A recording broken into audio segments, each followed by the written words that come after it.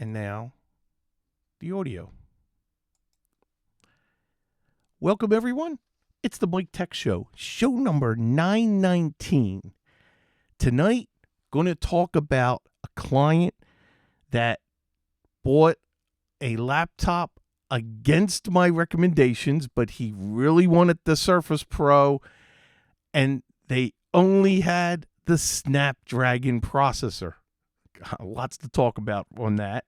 An email hack from a client, and lots of other stories. So let's get started. And first, I need to explain what happened at the end of the show last week. When I was done recording in the OBS software, I'm recording the video and I have to click stop recording, but right above it is stop streaming. I accidentally clicked stop streaming. So now everything's still recording. And then I save my Audacity audio file, and I'm talking for almost 10 minutes before, and I'm playing music, and before I realize anything, I see I'm still recording and I'm not online. So now I quickly start streaming, and then I go to the chat, and then I check for the users, and there's nobody there. Everybody left and thought I finished, but I didn't. And now I'm posting up the video that has those extra minutes in it, and in there is the audio for a song that I was playing. Well, that got a copyright flag, and I had to get that edited out, and then the video was able to post. But I just wanted to explain that was an accident last week. I really didn't abruptly end the show like that. So if that ever happens where I just cut out, either I lost power, or my system crashed, or I became stupid and clicked the wrong button. So all those things can happen. And that's what, hey, it's that's why this is live. So now, client is a financial advisor and has two current Surface Pros. I get it. And he said, Mike, I gave him some great alternatives with a Lenovo Yoga and some other small laptops. He wants small, thin, light. I get it. Well, he says, we're texting back and forth, and this is a couple weeks ago, and he said, I want to get the Surface Pro. And I said, okay, I want you to get a Core, the most expensive processor that you can get. That the Intel processor that you can afford. Get the fastest. If it's Core i7 or a Core i5, the latest generation. I want 16 gigs of memory minimum and a 512 gig NVMe drive. Well, he gets, because they had no Intels in stock, he gets the SnapDragon processor, the X10 core X1P 64,100 at 3.4 gigahertz. Okay, great processor. I know it's fast. And this is the Qualcomm Technologies Inc. processor that Microsoft and a few other manufacturers are pushing. It's not an Intel processor. It is ARM, which is a mobile processor for Windows. It's an ARM processor. So now I'm remotely setting things up. And I get his, of course, Microsoft Office installs. I use Fab's auto backup from his one Surface Pro now to the new one. And the reason why he always needs two active, he's a financial advisor, and that's the one company that he owns. And then his other company, he's a CPA, and he does taxes, and he keeps everything separate. And this is the CPA side of the for his business, and I'm setting everything up, and now I try to run the setup for Malwarebytes. No, not compatible with that processor. I try to run the printer software for the Canon. Not compatible with this processor. Well, wait. He has to work from home, and we have a physical peer server in his office running his software for doing the taxes, and I need to set up the VPN. Not compatible with this processor. So here's why I want to make sure to talk about this. All I read is some great things about this processor. As a matter of fact, the last issue of Maximum PC, so all kinds of great talk about this, but the software isn't ready. I reached out to Malwarebytes. They are a couple months before they're going to be supporting the Snapdragon. There's no VPN software that works. If you have an older device, you're not going to get the drivers. And his Canon printer's so old, there's no way they're going to develop a new driver for a new CPU for a model that they don't make anymore. You must keep this in mind for yourself and your clients. If you want to be on the bleeding edge, we all know, first one out, the front line, the infantry, first one out, they're going to take the hits. And if you don't mind dealing with that, go right ahead. Because I know there's gaming issues, and I'm not a gamer. But for a business, for the software that they're using, and maybe the software is not quite as new as you want it, and even if it is, the software manufacturers are way, way behind on this. So be careful.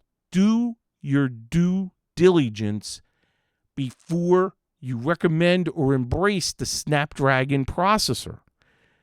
And yes, there's all good things about it. It's very fast, and I know it's cooler to run, and the problem is the apps. And that's just like any new operating system. The apps fall behind.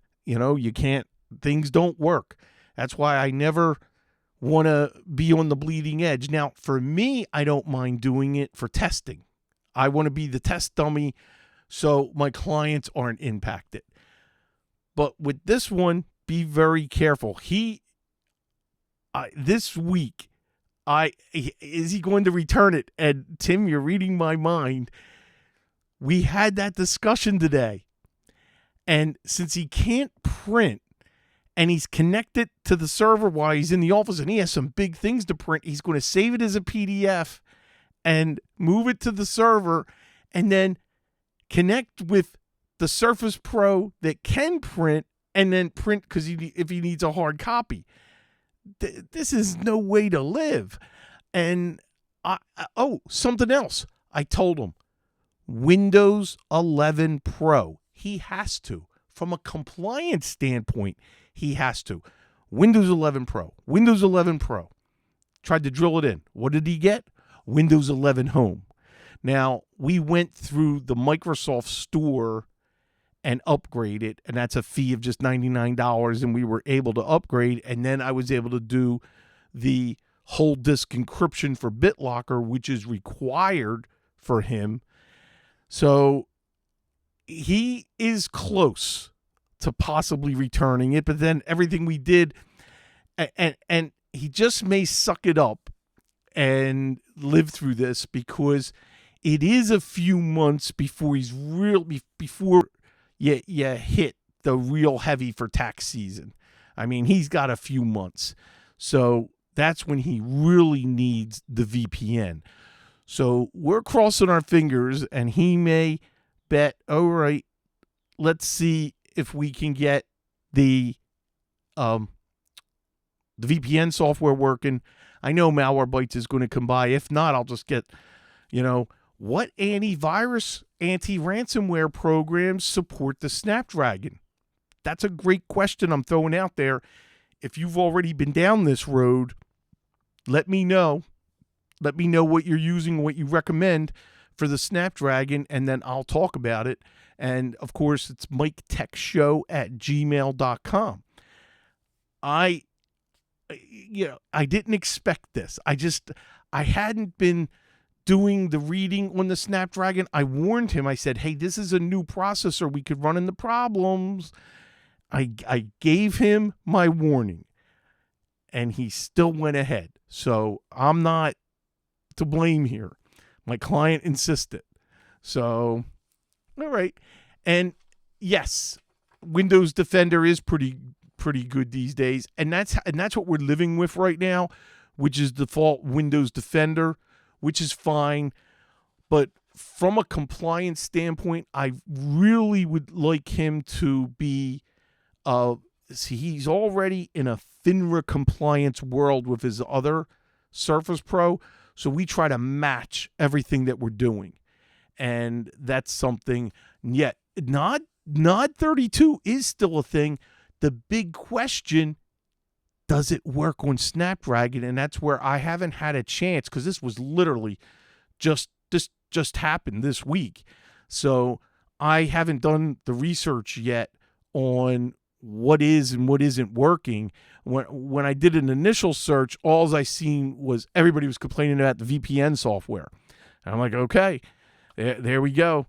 And I just knew the driver for the printer wasn't going to work. So can I work around? Is there a way with this Canon IR Image Runner Advanced? Is there a way that I can trick it by using a driver that works with the Snapdragon that is compatible with Canon? I'm going to take a look at that. I didn't even tell him I'm going to do that. I'll just do that because he's a really good client, and I'm going to take a look and see if I can find something for him. So give me your feedback on this with the Snapdragon. You having success? Do you have clients that need it? Are you using it? Email me your pros and cons on that so I can share it with everybody. All right, next on my list, I want to talk about an email hack.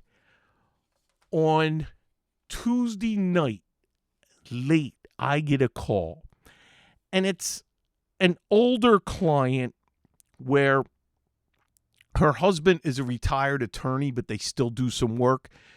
She's like his paralegal. It's great. They're such a nice couple, and they work out of their house, but their primary email is Comcast, and they realize that emails are going out from them because one went to a friend that was not from them. So she's very panicked, calls me and on my cell, and it's late, like 10 o'clock at night, and I take it and let's get me remoted in. I remote in and we log. I said, the first thing we have to do is change your Comcast password. We have to do that right away. So we log in on the web, and guess what I found? After we changed the password, I go into the email, and there's rules that's taking every message coming in and forwarding it and not keeping it there, making sure it's permanently deleted so they never see the new message, and it's being forwarded to a Hotmail address that is a little similar to their Comcast email, just a little bit. Then I see the forwarding is turned on. I'm like, wow.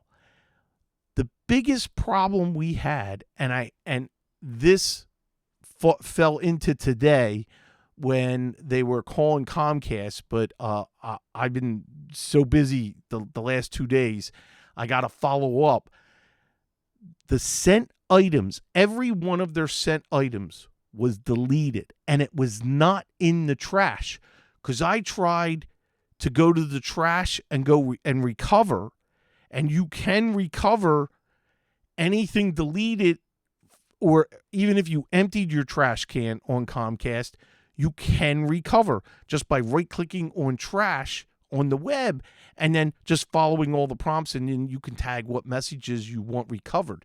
Now, we did a few of that, and I had it moved to a folder that I named recovery. That wasn't it. Most of those items she intended to delete. So this stresses the point. You got to have a complicated password. But when you realize there is a problem, you must go on the web for whatever email. It may not be Comcast. I don't care who it is. It could be your Microsoft account for email. Go in and check every possibility for where there could be a rule. Look at the rules. If you didn't do it, delete the rule. Make sure forwarding. Make sure auto response for being on vacation or something is not checked and there's a statement or something there. You have to go through all these options. I went through them a couple times just to double check and make sure, because this was so deliberate and so and it's not an individual. It's a this is all done automatically. Once they have that password, and they might have gotten the password from another data breach somewhere else, and then just testing it against, Yahoo, Comcast, all your major email places and ISPs, just testing the password that they got with the email that they got.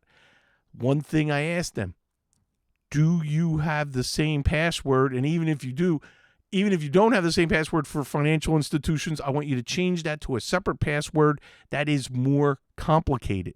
I want you to go in and make those changes. I realize here the last couple weeks I've had pieces of talking about security where I'm having these conversations and doing this work. I will put together a new security show, and I'm in the middle of putting together a 1 hour educational where I've already done this, but I'm now like kind of modernizing, updating it because it's a couple years old. I'm going to be doing new cybersecurity training for employees and for my biggest client, and we're going to be doing this in a couple weeks where we're going to have divide the plant into 3 sessions where I'll be I'll have handouts and I'll be doing the security presentation. And this is a requirement for cyber insurance.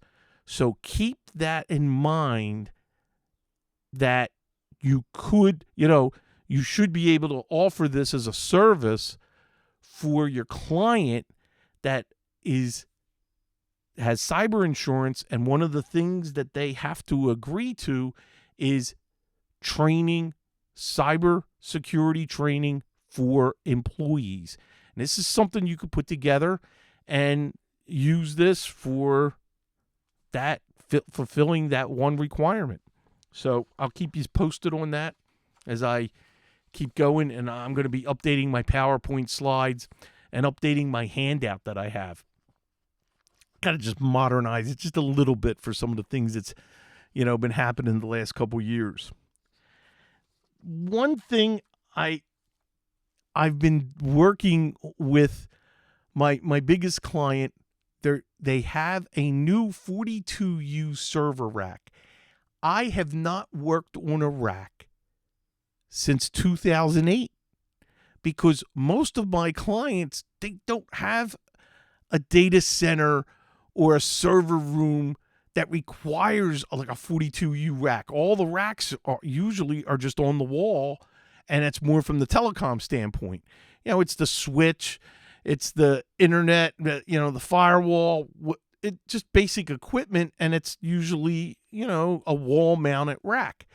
Well, they have been collecting components and some servers, and it's a mess, and it's been layered over years, and there's been no money in the budget to kind of modernize it and tie this up. Well, we're forced to now because their main server's so old. We have a new server, a new rack. But now we're speccing out the UPS that's going to go in the rack, in the bottom of the rack, the pop-out drawer with the monitor, a 19-inch monitor. And if you ever look at a rack-mounted keyboard mouse monitor, and in the back a KVM switch, and we started looking at, okay, what items are we going to put in the rack that we're going to take, that some things are already rack mountable on a little wall rack. We could now move that to the main rack, and then what servers are we going to replace? I love the idea of the storage server. I have them convinced on a nice business rack-mounted Synology for the NAS, for all of their storage needs. That's going to be great. That will replace a physical server, and we'll have just a NAS, a Synology NAS. And then you need a power strip to go up and down one of the sides of the rack, so this way you can plug in your components. We may need shelves for equipment that we're just going to turn on its side, and maybe it's not rack mountable. We're going to get into virtualization. There are 4 little boxes that we can convert. Each one of them can be a virtual server running on a big VM server box. So one piece of hardware running 4 or 5 virtual machines.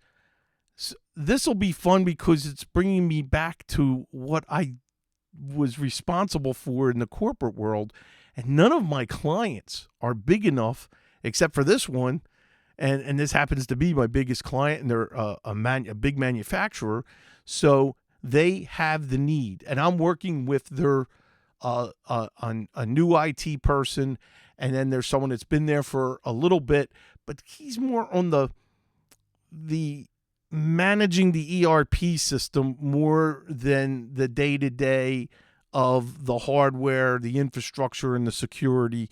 So that's where my son and I come in, and we've been there for a long, long time. For this one of my oldest clients. So getting involved now in a modern rack and all the equipment, it's funny because I know a lot of you are doing the exact opposite, taking those racks and moving it to the cloud. Yes, but we can't do that with their main ERP software. It must be on-prem for the manufacturing. We cannot rely on the internet or any internet connection for the day-to-day manufacturing. Just, it can't happen. So this is also the client that they don't have Active Directory, and so that was my big problem with new systems coming in and being forced on the Pro side, even though it's Windows 11 Pro, having to work around to be able to create a local account. So I wanted to just let everybody know that's something I'm working on now, and there's going to be a lot of hours as we put that in, and then we got to convert the ERP system to the new server. And at the same time, are we going to upgrade to the new version, or are we going to first convert the old, put it on the new server, and then do an in-place upgrade? Or are we going to upgrade the database and everything and just do it to the whole new version of the ERP system and then, deal with that? Got a lot of questions, got a lot of work ahead of us. So looking forward to that because that's exciting. That's different. And I like different. So that's cool.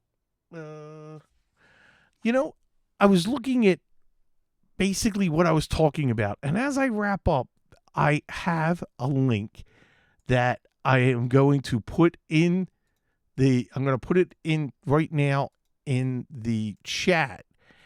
And it's called 0Patch.